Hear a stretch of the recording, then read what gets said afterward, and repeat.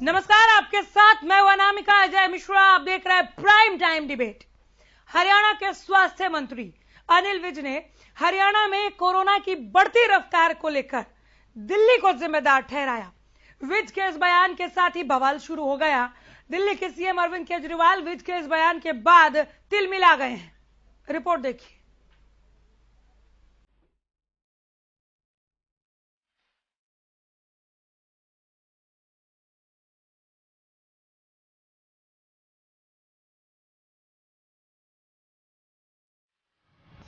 हरियाणा में कोरोना की तेज रफ्तार, क्या दिल्ली है जिम्मेदार?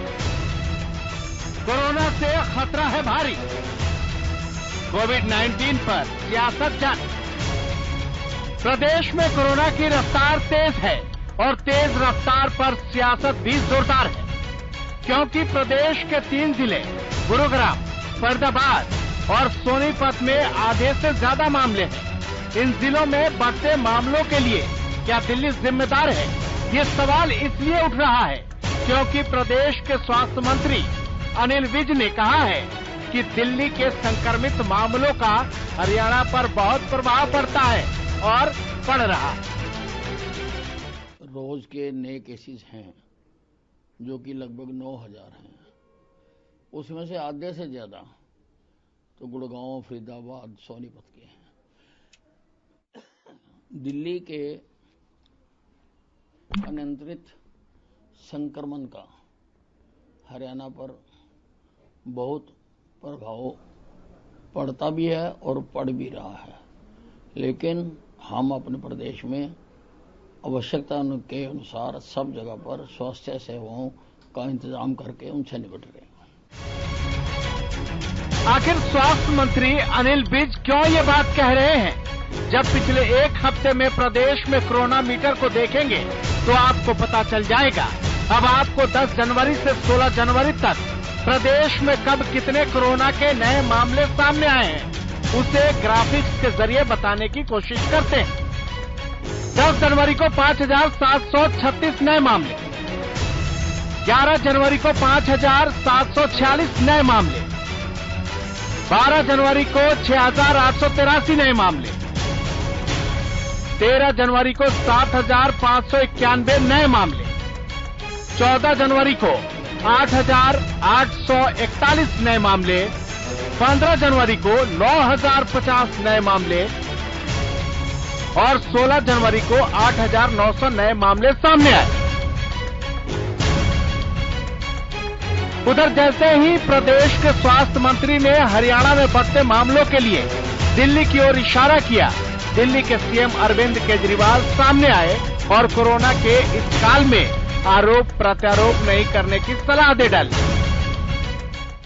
देखिए, आरोप प्रत्यारोप से तो बीमारी खत्म नहीं होने वाली। तो मैं समझता हूं, मैं इस पचड़े में नहीं पड़ूंगा कि हरियाणा जिम्मेदार है। पूरा देश अपना है। पूरे देश में कहीं भी कोरोना है तो कोरोना खत्म होना चाहिए। दिल्ली में कोरोना है तो ये कोई अच्छी बात नहीं है, हरियाणा में कोरोना ये कोई अच्छी बात नहीं है। तो ये आरोप प्रत्यारोप अच्छी बात नहीं है। भले ही दिल्ली में कोरोना की रफ्तार थोड़ी धीमी पड़ गई हो, लेकिन पिछले दिनों जिस तरह से मामले आ रहे थे उससे लोगों की परेशानियां बढ़ गई थी। हरियाणा के कई जिले ऐसे हैं जहां दिल्ली से डायरेक्ट लोगों का आना जाना है। ऐसे में अनिल विज की आशंकाएं गैर वाजिब नहीं है, लेकिन सवाल ये भी है कि इस समय आरोप और प्रत्यारोप को दरकिनार कर लोगों की जिंदगी अहम है, चाहे वो दिल्ली के हो या हरियाणा के। चंडीगढ़ से रवि कालीरमन के साथ दिल्ली से मुकेश मंडल की रिपोर्ट।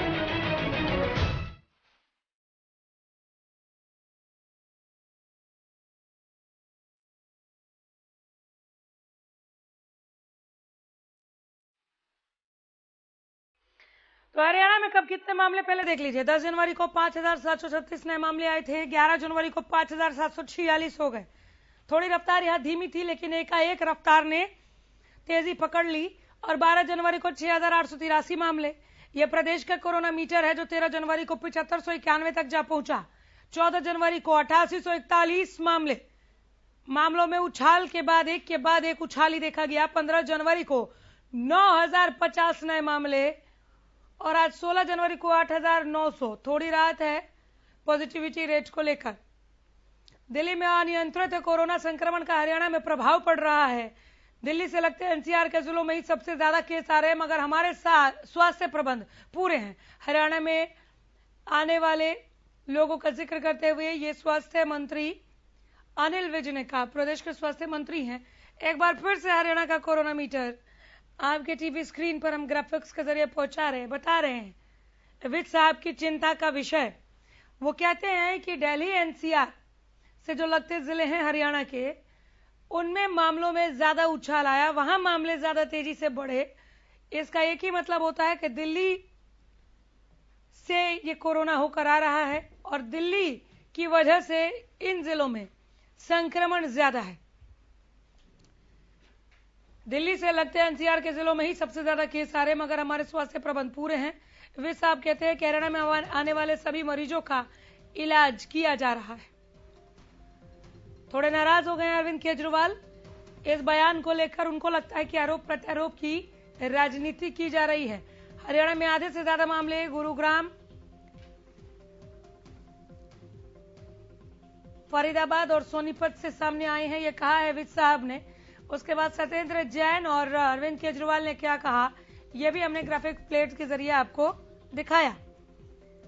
और ये एक बार फिर 11 जनवरी से लेकर अब तक के मामले आ गए। प्रदेश का आंकड़ा है ये, लगातार मामले बढ़े। पॉजिटिविटी रेट को लेकर चिंतित हरियाणा के स्वास्थ्य मंत्री अनिल विज ने चिंता जाहिर करते हुए कहा कि दिल्ली के साथ लगते जिलों में ज्यादा उछाल आ रहा है संक्रमण के मामलों में।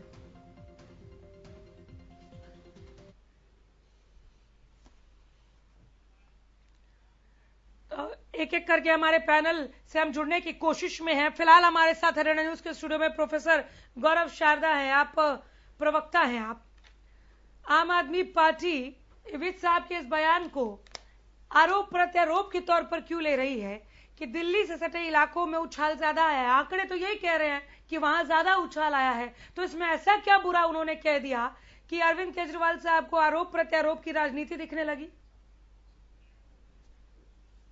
सर, आपसे सवाल है।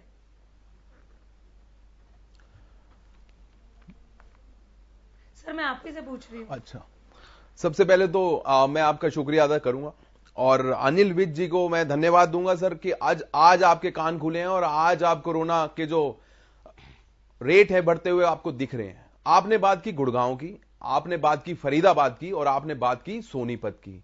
गुड़गांव के साथ लगता हुआ अंतर्राष्ट्रीय हवाई अड्डा, जिसके लिए हमारे श्री अरविंद केजरीवाल जी ने आपको पहले भी पत्र लिखे हुए हैं और यहां तक कि प्रधानमंत्री मोदी जी को भी पत्र लिखे हैं कि अंतर्राष्ट्रीय सेवाओं पर अंकुश लगाएं, क्योंकि वो अंतर्राष्ट्रीय सेवाएं हैं और आपको रेवेन्यू बहुत अच्छा मिल रहा है। आप आम जनता के जीवन के साथ खिलवाड़ ना करें, लेकिन अभी भी अंतर्राष्ट्रीय सेवाएं चलती जा रही हैं। उसकी वजह से जो देश अंतर्राष्ट्रीय आपदा से गुजर रहा है, जिसका नाम है कोरोना, बढ़ता जा रहा है। एक सेकंड के लिए रोक रही हूं, हमारे सारे पैनलिस्ट जुड़ गए हैं तो सबको पता होना चाहिए कि अभी कौन बोल रहा है। सबसे मिलवा देते हुए एक दूसरे को। प्रोफेसर गौरव शारदा को अभी आप लोग सुन रहे थे, आप प्रवक्ता हैं। ये अमित नेहरा जी, मैं आपका भी स्वागत करती हूँ, आप राजनीतिक विश्लेषक हैं, बहुत स्वागत है। वंदना पोपली जी, प्रवक्ता बीजेपी, वंदना जी एक बार फिर हरियाणा न्यूज पर स्वागत है। राय सिंह गुज्जर, प्रवक्ता कांग्रेस, राय सिंह जी मैं आपका भी स्वागत करती हूँ। भाग सिंह है, प्रवक्ता जेजेपी, भाग सिंह जी आपका भी स्वागत है। जरा आप प्रवक्ता को सुन लीजिए, विज साहब की बात का ये जवाब दे रहे हैं। इसके बाद मैं आती हूँ वंदना जी आपके पास, बोलिए सर। जी, तो मैं श्रीमान अनिल विज जी जो हमारे हरियाणा प्रदेश के हेल्थ मिनिस्टर हैं, उनसे यही निवेदन करना चाहूंगा कि अंतर्राष्ट्रीय सेवाएं जो आपने बंद नहीं करी हैं, गुड़गांव से सटा हुआ आईजीआई एयरपोर्ट, जिसमें रोजाना 1 से 2 लाख टेस्ट होने की उम्मीद थी, लेकिन वो नहीं हो रही है। हर 5 मिनट में एक फ्लाइट आती है जो कि यूएस से आ रही है, कनाडा से आ रही है, यहां तक कि चाइना से भी फ्लाइट्स आ रही हैं जो बैन नहीं की गई हैं। उसकी वजह से कोरोना केसेस बढ़ रहे हैं, जिस पे उन्हें अंकुश लगाना चाहिए वो नहीं लगा पा रहे हैं। और ये जो प्रति आरोप लगा रहे हैं, ये बिल्कुल ही सिरे से खारिज है। ये एक लाइलाज बीमारी है जो आज अंतर्राष्ट्रीय स्तर पर हर देश की कमर तोड़ चुकी है। अरविंद केजरीवाल जी ने अभी तक के आंकड़े जो आपने बताए बिल्कुल सही बताए, मैं उससे बिल्कुल एग्री भी करता हूं, लेकिन हमने किया क्या है? दिल्ली सरकार ने 37,000 बेड के साथ हॉस्पिटल में अवेलेबिलिटी करवाई है। 2328 बेड हमने केवल उस उपलब्धता को लेकर तो कोई सवाल नहीं उठा रहा है ना। अब गुरुग्राम में मामले ज्यादा हैं तो कह दिया वित्त साहब ने, मुझे समझ नहीं आ रहा। जैसे अभी आपने अंतर्राष्ट्रीय हवाई अड्डे का जिक्र किया, अब इस पर भी कुछ ना कुछ तो जवाब आएगा ही। जिस तरह से उनके सवाल को लिया अरविंद केजरीवाल ने, क्या वो बहुत ज्यादा जरूरी था ये बयान देना? आरोप प्रत्यारोप क्यों लगा सर? आंकड़े झूठ तो नहीं बोल रहे थे अनिल विज साहब? आपकी बात बिल्कुल सही है। आंकड़े तो सही है ना कि गुरुग्राम, फरीदाबाद, सोनीपत से ज्यादा मामले आए हैं। जी बिल्कुल, आंकड़े सही हैं, लेकिन तो मैं क्या गलत बोल दिया? इस बात के लिए गलत इसलिए बोल दिया क्योंकि यह समय एक दूसरे पर उंगली उठाने का नहीं है। उंगली कहाँ उठा दिया सर? आंकड़े तो हम भी दिखा रहे हैं कि गुरुग्राम से ज्यादा है, तो हम आपको थोड़ी क्वेश्चन कर रहे हैं। वंदना जी। अनामिका जी, मैं हंस भी रही हूँ और सोच भी रही हूँ कि ठीक है, जैसे केजरीवाल जी हैं वैसे ही उनके प्रवक्ता हैं। अनिल विज जी ने बहुत सीधा सीधा बयान दिया कि वो जो डिस्ट्रिक्ट दिल्ली से जुड़े हुए हैं वहां पर नंबर बढ़ रहा है, लेकिन साथ में उन्होंने कहा कि घबराने की जरूरत नहीं है, हमारे पास पूरे इंतजाम है।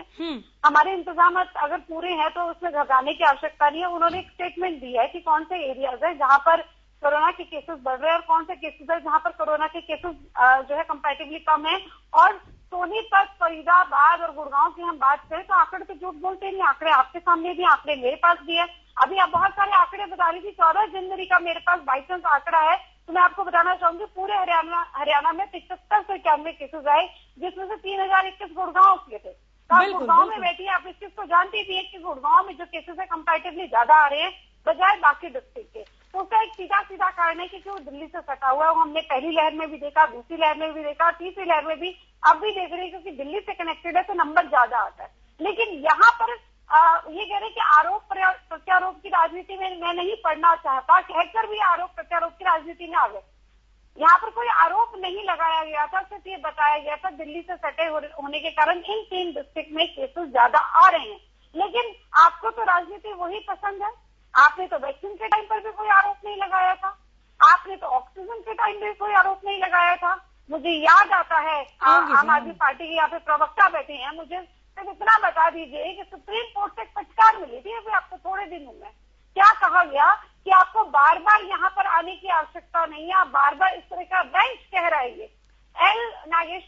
जस्टिस एल नागेश्वर राय की अगुवाई वाली बेंच ने कहा कि हर बार आपके पास समुचित पेयजल होता है, आप कोर्ट चले आते हैं, हम आपको चेतावनी देते हैं कि बार बार यहाँ आने से बाहर जाए। पानी को लेकर भी इन्होंने आरोप लगाए, मुझे याद है पराली को लेकर भी पंजाब और हरियाणा को घेरते रहे। तो इनका काम है कि वो अपने जहाँ पे लगता है कि हम कहीं पर फेल हो रहे हैं तो कहीं ना कहीं ठीक रहा है तो केंद्र सरकार को फोड़ देंगे या हरियाणा सरकार को फोड़ देंगे। कभी कहते हैं कि यमुना का पानी जो है वो हमारा रोक लिया गया, कभी बोलते कि वैक्सीन हमें नहीं मिल रही है, कभी कौन सा आ रहा, कभी मतलब खुद उनसे कुछ संभलता नहीं है, सिर्फ इनको शोर मचाना आता है और कभी भी झूठ बोल देंगे। झूठों के सरदार हैं केजरीवाल और उनकी टीम का एक व्यक्ति यहाँ पर आकर बैठा और ये क्या तीसरा फोड़ रहे हैं अंतर्राष्ट्रीय फ्लाइट। चलिए ठीक है, मैं आ जाऊंगी दोबारा, उसका भी जवाब मैं दूंगी, उसका भी जवाब मैं एक बार दे दूं। अंतर्राष्ट्रीय फ्लाइट पर जिसके लिए आप बात कर रहे हैं, WHO की रिस्ट्रिक्शंस थी कि अंतर्राष्ट्रीय फ्लाइट आप नहीं बंद कर सकते, लेकिन जो शेड्यूल्ड कमर्शियल फ्लाइट थी उसको हमने रोक दिया, उसको हम आगे नहीं चलने दिया। और साथ के साथ आपको ये बताना चाहूंगी कि वो क्योंकि साउथ अफ्रीका से स्टार्ट हुआ था ओमिक्रॉन, वो ऐसी कंट्रीज जहाँ पे साउथ अफ्रीका का कॉन्टेक्ट नहीं था वहां पर भी ओमिक्रॉन के केसेस पाए गए। और ये वैश्विक बीमारी है, पूरा विश्व इससे जूझ रहा है। सिर्फ हवाई अड्डे बंद करने से ये जो बीमारी है ये बंद नहीं हो जाएगी, ये आप आम जनता को भी इसको बना सकते हैं। मुझे याद आता है कि एक मीटिंग हुई थी प्रधानमंत्री जी की जिसमें सीएम भी थे, अगर सीएम रिप्रेजेंट नहीं करे तो वहाँ पे स्वास्थ्य मंत्री थे। तो छत्तीसगढ़ के स्वास्थ्य मंत्री वहां पर गए और निकलने के बाद उन्होंने कहा था कि ये व्यवहारिक नहीं है कि फ्लाइट को बंद कर दिया जाए। और छत्तीसगढ़ में किसकी सरकार है मुझे बताने की आवश्यकता नहीं है। तो WHO कह रहा है, बाकी और पार्टी कह रही है, लेकिन इनको शोर मचाना है कि अरे ऐसा हो गया वैसा हो गया। अब हो सकता है कि रैली भी ना कर रहे हो, कोरोना के इलाज ढूंढ रहे हैं तो रैली वैली भी नहीं कर रहे होंगे, इलेक्शन भी नहीं लड़ रहे होंगे। चलिए मैं दोबारा आ जाऊंगी वंदना जी। राज सिंह गुर्जर साहब, आप केजरीवाल वर्सेस विज साहब को समझ पा रहे हैं क्या वाकई इस तरह की बयानबाजियों की जरूरत यहाँ पर है? जो आंकड़े हैं उन्हें ही बताया गया, तो इसमें बुरा क्या है? अनामिका जी देखिए, जिस प्रकार आपने दोनों नेताओं के और पार्टियों के नाम लिए हैं, ये झूठे और महाझूठों का संघर्ष चल रहा है। कौन? वास्तविकता झूठे केजरीवाल जी और महाझूठे भाजपा वाले हैं। इन दोनों का संघर्ष है। आपको पूरे बीजेपी हरियाणा महाझूठी क्यों लगी? आंकड़े मैं बता गलत रहा हूं बता ना, रहे हैं अनिल विज। आप मुझे मौका देंगे तो प्लीज। बिल्कुल नहीं, आप क्लियर करते चलिए ना, महाझूठा कहा है तो क्यों कहा है? हाँ, मैं बता रहा हूँ। देखिए, झूठों का आरोप जो है झूठों पर लगा। अब जहां तक हरियाणा प्रदेश के कोरोना की स्थिति है, 3 स्टेप की बात करते हैं, थोड़ा इतिहास पे चलते हैं। जब सबसे पहले कोरोना आया तो कोरोना में क्या पूरे देश के अंदर संदेश दिया कि हम हर प्रकार से सरकार के साथ हैं, और कभी उन्होंने थालियां पीटी, कभी चम्मच बजाए और कभी मोमबत्तियां जलाई, वो सबने प्रपंच देखे। लेकिन उसके बाद सरकार की तरफ से घोषणा हुई कि कोरोना को रोकने के लिए, कोरोना से प्रभावित लोगों के लिए हम सहायता देंगे। लेकिन 20 लाख, 10 लाख, 50, कितने लाख करोड़ों की बातें हुई, वो आज तक नहीं मिले किसी को। पूरा प्रदेश हताश रहा, परेशान रहा। दूसरी बार जब कोरोना की लहर आई तो आपने देखा कि हरियाणा के प्रदेश के लोगों ने किस प्रकार से ऑक्सीजन की कमी के कारण तड़पते रहे, डरते रहे, सहमते रहे। और उस समय भी ये झूठे और महाझूठों का झगड़ा हुआ कि दिल्ली से ट्रक चला, लूट लिया हरियाणा ने, दिल्ली ने लूट लिया। केजरीवाल जी कह रहे थे कुछ और यहाँ पर विज साहब का बयान कुछ और था। ना वो ट्रक पकड़ा गया, ना वो कोई FIR दर्ज हुई। तो ये लोगों को भ्रमित करते रहे। और तीसरी बार जब हरियाणा के अंदर कोरोना की पूरे देश के अंदर जो लहर जारी है, इस लहर में भी आप देखिए किस प्रकार की स्थिति है। इन्होंने कहा था कि मुआवजा देंगे, सेकंड लहर में आज तक किसी को 3 लाख मुआवजा नहीं मिला। हरियाणा के गरीब जो समय में जिनका इलाज की बात थी, अनामिका जी आपको इतिहास को ज्ञान होना चाहिए कि उस समय भी अनिल विज के साथ षड्यंत्र करके हरियाणा के जितने भी प्राइवेट हॉस्पिटल थे, उन्होंने एक सेक्शन बनाया और गरीब आदमी को इलाज के लिए तड़पते रहे, जबकि सरकारी हॉस्पिटलों में कोई सुविधा नहीं थी। और इन्होंने एक पेज बना दिया, एक पेपर बना दिया, क्या कहा कि मृत्यु का कारण क्या रहा, उसमें कहीं पर भी ऑक्सीजन की कमी का कोई कॉलम नहीं जोड़ा गया।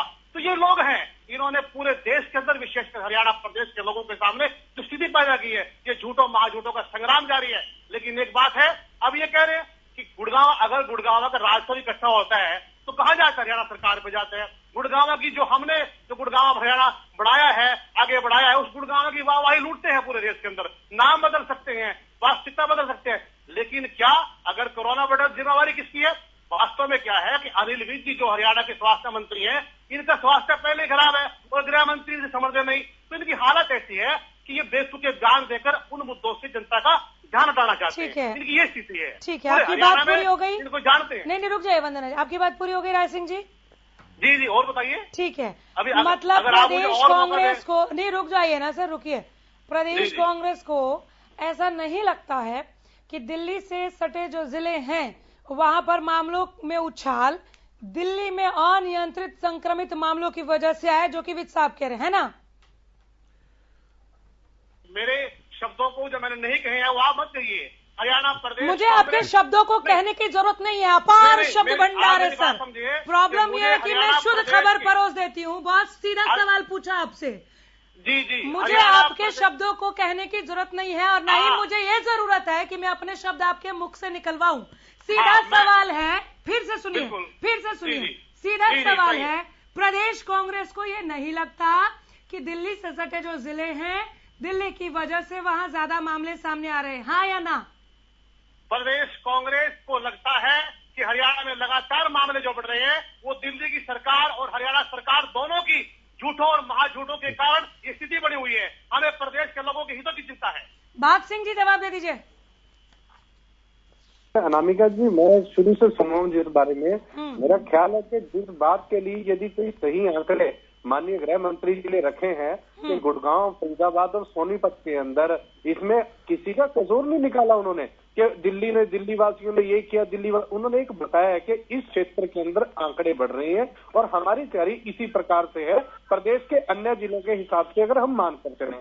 लेकिन इस बात को केजरीवाल जी ने इतना बड़ा तूल देने की बात कही बिना कहे कि मैं आरोपों में नहीं जाना चाहता, और मेरी बहन वंदना जी ने भी पूरी विस्तार से बताया अभी कि केजरीवाल जी इतिहास में जाइए और अपने जितने भी आरोप आपने लगाए हैं, चाहे माननीय सुप्रीम कोर्ट तक गए हों और चाहे ऑक्सीजन के ऊपर लगाए हों या और किसी टीकाकरण के ऊपर जितना है, आरोप लगाकर मुकरना तो कहीं से सीखे।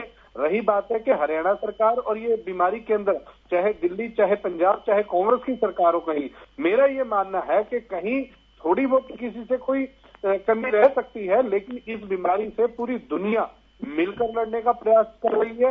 किसी भी दल की कहीं सरकार है वो ये नहीं चाहती कि मेरे नागरिक इस बीमारी की वजह से मरे या उनका किसी तरह का पारिवारिक नुकसान हो, लेकिन सब मिलकर प्रयास कर रहे हैं इसके लिए। तो एक दूसरे का एक सहयोग है। अगर किसी ने आंकड़े बता दिए गृह मंत्री जी ने कि वहां पे हमें और प्रिकॉशन की जरूरत है या और एहतियात बनानी पड़ेगी गुड़गांव वासियों के लिए, फरीदाबाद वासियों के लिए, सोनीपत वासियों को संदेशा हो, यदि उसको भी राजनीतिकरण कर देखा जाए तो मैं नहीं समझता कि ये इस मामले में, इस महामारी के ऊपर ये किसी भी प्रकार से गंभीर है। इस बीमारी के ऊपर गंभीरता वहां दिखती कि हम इसका इलाज देखते हैं कि हम मिलकर सहयोग पर परस्पर इस बीमारी से लड़ा जाए। अब मेरे कांग्रेस के साथी राय सिंह जी ने भी खुले इतने आरोप लगा दिए चौधरी साहब ने।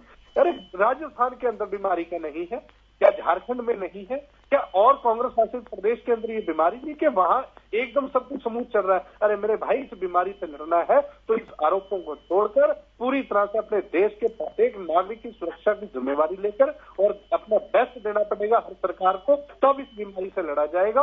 आरोप लगाने का सिलसिला शुरू करना, केजरीवाल जी ने जिस प्रकार से एक नई चर्चा को जन्म दे दिया और मेरे साथी प्रवक्ता ने भी कह दिया आम आदमी के साथी ने कि इंटरनेशनल उड़ाने, तो भाई एक सिस्टम है दुनिया का। अकेला हिंदुस्तान या अकेला कोई और देश का, अकेला चाइना या इंग्लैंड या फ्रांस, ये कुछ देश अपने हिसाब से नहीं चलाते। पूरी दुनिया के कुछ मापदंड तय कर रखे हैं जिसके अंदर इंटरनेशनल कम्युनिटी भी इन्वॉल्व होती है। तो ये मसले हैं, तो इस मसलों के ऊपर पूरी सरकारें गंभीरता से काम करें और अपने देश के नागरिकों की जान बचाना पहला ध्येय हो, उसके बाद काम जवाब देगा। दोस्तों, काम जवाब देगा मेरे साथियों, अगर सभी सरकारें काम करेंगी। केजरीवाल जी को ये कहना चाहते हैं आपके माध्यम से, इस तरह पहली लहर में आया था लव अग्रवाल, आपने नाम सुना होगा, देखा भी होगा उनको, रोजाना प्रेस कॉन्फ्रेंस करते थे, जो ज्वाइंट सेक्रेटरी थे अपने स्वास्थ्य मंत्रालय में। तो इस तरह की चीजें होनी चाहिए, दिन में 2 बार हो, 3 बार हो, 4 बार हो, जितनी बार की जाए तो ये आपको क्या करना है, कैसे करना है, कैसे नहीं करना है, ठीक है ना। तो उससे एक अवेयरनेस का माहौल बनाना चाहिए। तो दूसरी बात, इस तरह के चक्रों में तो पड़ना ही नहीं चाहिए। आप सीधे से ये बोल दीजिए जहाँ पे ज्यादा भीड़ होगी। अब छोटी सी एक मैं आपको अनामिका बात बताता हूँ कि प्रोटोकॉल जो है, कोविड प्रोटोकॉल, वही कहता है कि भीड़ कम से कम हो या दूरी ज्यादा से ज्यादा होनी चाहिए, ठीक है ना। इस बात से तो सभी सहमत होंगे, बिल्कुल। वे 2 गज कम से कम दूरी हो। लेकिन सरकार ने एक नियम बना दिया कि दुकानें 6 बजे तक खुलेंगी, लेकिन उसमें ये नियम नहीं है कि आप शाम को 5 और 6 बजे के बीच में भीड़ नहीं होगी। ये नियम में नहीं लिखा है। तो लोगों को जब ये पता लगता है कि 6 बजे दुकानें बंद होने लगती हैं तो 5:45 बजे वहां पे भीड़ जमा हो जाती है।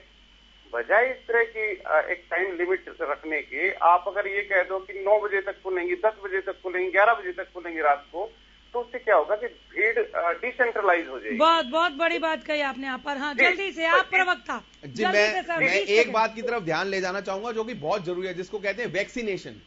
अभी भी फरीदाबाद, गुड़गांव और सोनीपत में कुछ ऐसे केसेस पाए गए हैं जहां लोगों के पास सेकंड डोज का मैसेज जा चुका है कि उन्हें वैक्सीन लग चुकी है। ये मैं आपको ग्राउंड रियलिटी बता रहा हूं।